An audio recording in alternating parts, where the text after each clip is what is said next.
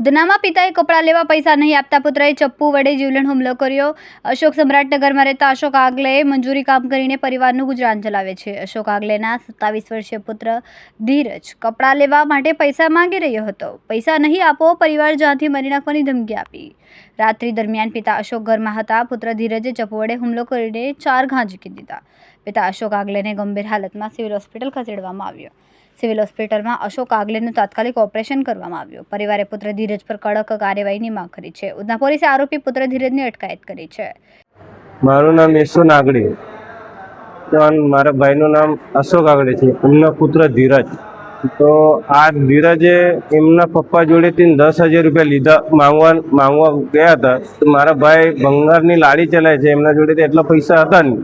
તો એ ના પાડી કે ભાઈ મારા જોડે પૈસા નથી છે, તું તારી રીતે એ કરી લે।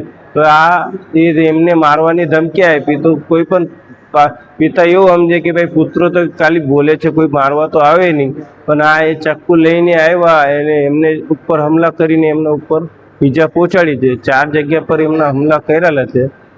તો અમને બધાની એક માંગ છે, અમારા ઘર પરિવારને, કે એમના ઉપર કોઈ કાર્યવાહી કરો ભાઈ।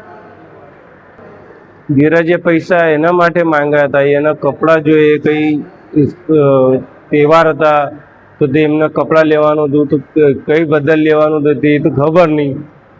હું તો મારા ભાઈએ મતલબ કીધું નહીં। તો બરાબર અત્યારે આપણે એ આવ્યા એમને લાવી ગયા ત્યારે એમને મારી ભાભીએ કીધું કે એવું વાત હતી એમની। તો ત્યારે મને ખબર પડી। તો મારે તો ખબર હતી જ નહીં, કે હું પણ બહાર રહું છું, બરાબર।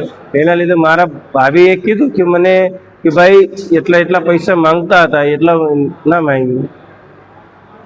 કેમેરામેન સેનિલ વિરાણી સાથે વિશાલ છેઠા, માનવ પ્રભા ન્યૂઝ, સુરત।